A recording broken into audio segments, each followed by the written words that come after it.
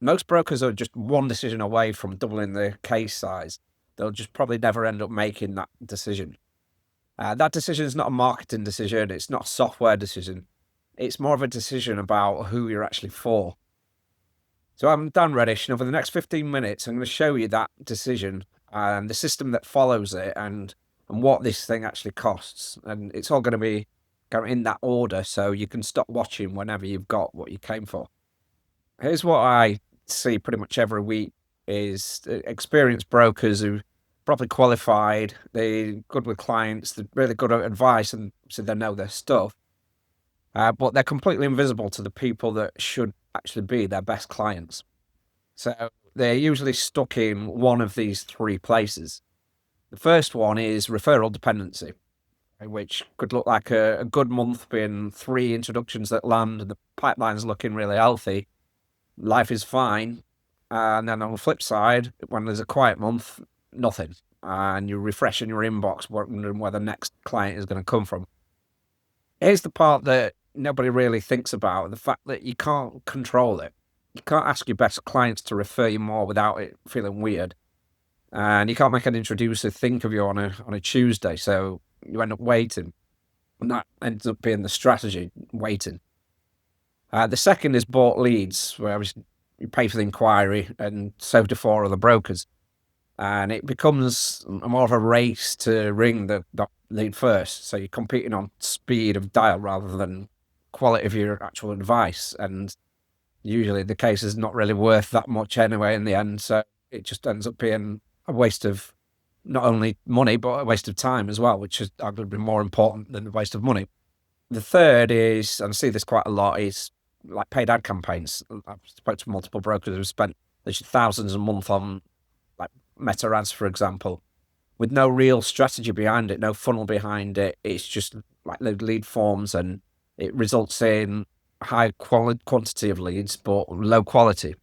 There's just not very much intent. It just takes them 2 minutes to fill out a form, and the quality of those leads end up being not very good, and it results in a poor conversion rate. Generally, all these 3 methods just lead to the same thing for me, which is just a lack of control over customer types, customer values, and ultimately a lack of control over the most important part of the business, which is the acquisition of your clients and the right clients. So let me ask you a few things, and I would genuinely rather you answered these honestly in your head than agreed with me. What is your average loan size right now? And if that number stayed exactly where it is for the next 3 years, what does that mean for your income? Not specifically this month, but over the next 3 years. And how many hours did you put into your last completion? And now think about what that same amount of work would have paid you on a case that's twice the size. Because that's broadly the same work, same fact find, the same paperwork, the same lender, and the same chasing. The admin doesn't scale with the loan. And when did you last turn down a case because you were too busy dealing with smaller ones? And where did that client go instead? So that is the real cost. It's not that you're not working hard enough, most probably working extremely hard. It's just that the work is pointed at the wrong people, and the market is not going to fix that for you. So here's what I believe, and this is the thing that separates the brokers I work with from the ones that are still grinding. So you don't have a lead problem. You have a positioning problem that kind of looks like a lead problem. Because when you're visible to everyone, you are chosen by nobody in particular. And you end up getting whatever walks through the door. And what happens to walk through the door is, by definition, average. So the brokers that are running properly are not busier, and in a lot of cases, they're doing fewer cases than you are. They've just decided in advance exactly who they're for. And then they've made themselves impossible to miss for that one specific customer profile. It's not a talent, it's a decision. And it's a decision most brokers have never actually sat down and made. So here's what we actually build. So it's in 4 parts, and this is in a specific order because the order matters. So part 1, you choose your client. So not business owners, it's not a niche, that's more of a category than a niche. When I say niche, I mean a defined group of people that all share the same problems that you can name in just one sentence, and you can explain why a normal broker handles those complex cases badly. One of the brokers I work with went after investment bankers because the income structure is a nightmare, which mainstream underwriting won't really touch or will have trouble with. Another went after company directors who have income across multiple limited companies, both for the same reason, complexity. And I think a lot of people avoid complexity, but I think we should be leaning into that. That's more the moat. So part 2 then is we rebuild your shop front. So your LinkedIn profile stops being more of a CV and it starts being a landing page, a piece of sales copy, which is aimed at one specific person. So your headline, about section, the featured section, it's all written and showing that you understand your customer profile and you understand their specific pain points, their problems, and their psychology. And when you can articulate that you understand your ideal client, then they feel understood. And when people feel understood, that is what builds the trust gap. And this side of it matters more in 2026 than it did even 2 years ago, because LinkedIn changed how it distributes. So it used to show your content just to people in your network, but now it shows it to people that are interested in your topic, whether they know you or not. So independent analysis of over 1.3 million LinkedIn posts in 2026 found that about 50% of that reach now comes from like the topic subjects rather than the actual connections. It means for the first time ever, a broker with like 400 connections and a very clear and specific topic can outreach a broker with 8,000 connections and no topic at all. So part 3 is the research layer. So just to dig a bit deeper into that, so we use AI to research prospect properly in terms of the business, the situation, signals as what changed recently, what they've said publicly. So when you get in front of them, you sound like someone who's done the reading because you've done the research. It's just we've done it very quickly with AI.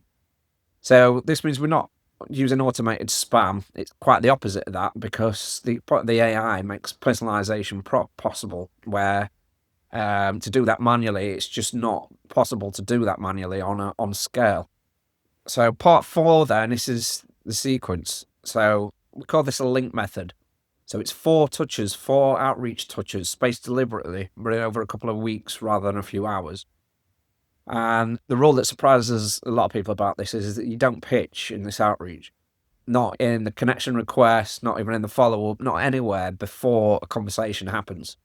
So no product names, no prices, no mechanism, just stuff that just earns a response. That's the whole kind of aim of the game, is just to get a reply.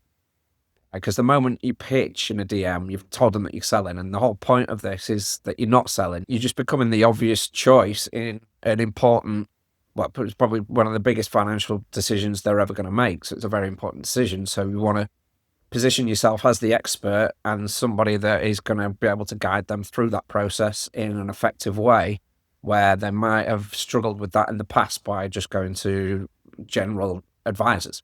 Becoming a specialist means that you're articulating the fact that you are qualified to get them through, probably couldn't.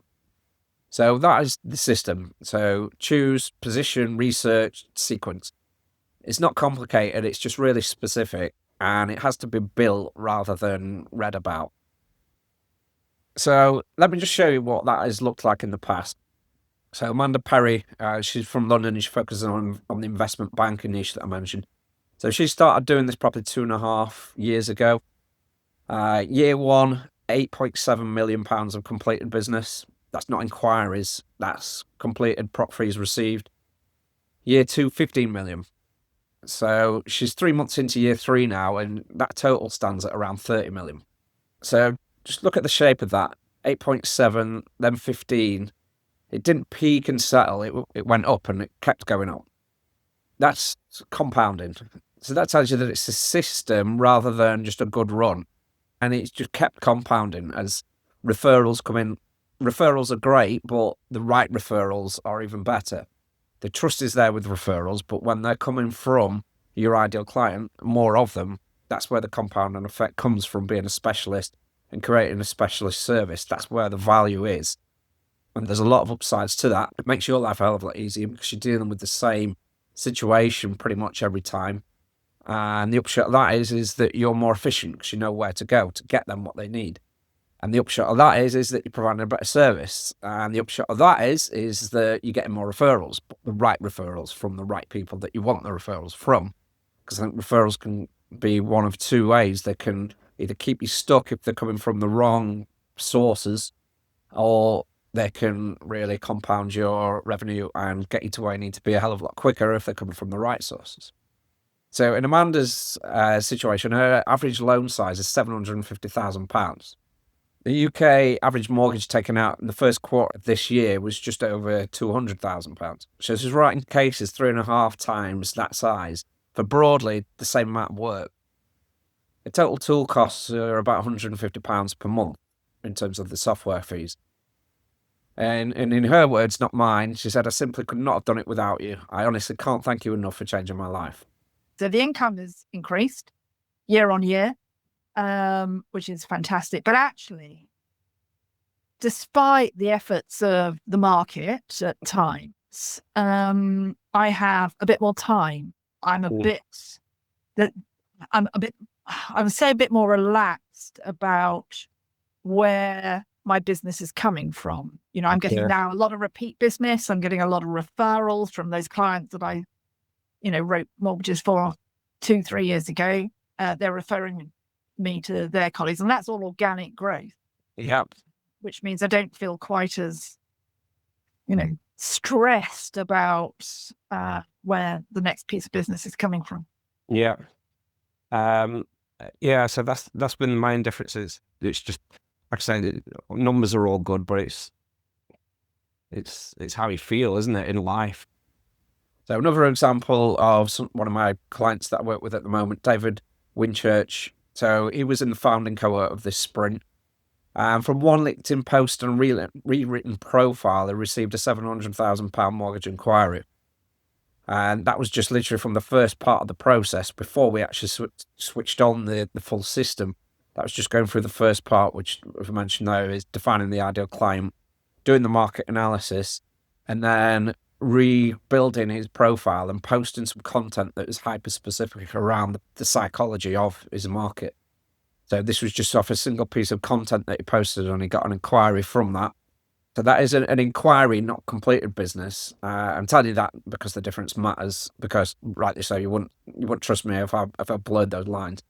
But here's the part I want you to hear, because this changed how the program is built.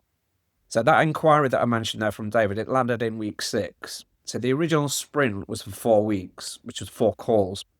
So if David had joined that program I was selling a year ago, the program would have finished a fortnight before the thing that made it worth doing. So I changed it. So it's 8 weeks now. So it's 8 sessions, because as I said, the evidence said 4 wasn't long enough. So that's the honest reason, and that is the only reason. So another example is Joe, who's in the law firm niche, which we migrated him up to. He generated a £3,500 commission plus protection in his first month. Jesse Gonzalez in Miami, a different market entirely, US lending. He closed a loan worth $10,000 commission just from a single contact that he found through LinkedIn outreach. Now, one client's results are one client's results. Amanda's numbers are Amanda's. Yours will depend on the market, your niche, how much work you actually do, and frankly, how good you are with a client once you actually get in front of one. So I can't promise you anything, and I'm not going to. What I can tell you, though, is that the method is the same in every one of those cases. So here's what the broker sprint is then. So it's 8 weeks, 8 live sessions. It's a small group, not a webinar. We build the 4 parts that I just described with you week by week. So you're not just left to get on with things on your own and trying to find the time later. It's a set schedule, so get that accountability just to get the work done. And I'm with you on the calls, doing it step by step. Week by week, you'll leave with like your niche defined and evidence, your profile rebuilt, your research process running, your secrets written, and a live content system as well, which we build with you, which produces 30 days of content, literally in 15 minutes. That's all in your voice. It's all structured around your ideal customer profile, and it's written to a really high level because we train an AI on marketing, on copywriting, on sales, and on business, and on the LinkedIn algorithm and LinkedIn strategies. So It's like having a really highly qualified employee that's got like a PhD in marketing sales and it knows your business as well as you do. And it's all baked in the FCA financial promotions guidelines and consumer duty. And at the end of it, you own it. So it's your system. It's on your accounts with your data. If you and me never speak again, it keeps running, and that's deliberate. I'm not interested in building something that you have to rent from me. So you also get the community alongside it. So the support doesn't stop when the 8 weeks do. The investment is £2,500. And now let me be straight with you about who this isn't for. So if you want fast leads delivered to your inbox, this is the wrong thing. They don't sell leads, and this isn't a quick fix kind of system. This builds a system that generates conversations, but you still have to have those conversations. And it's more of a long-term play than a quick fix solution.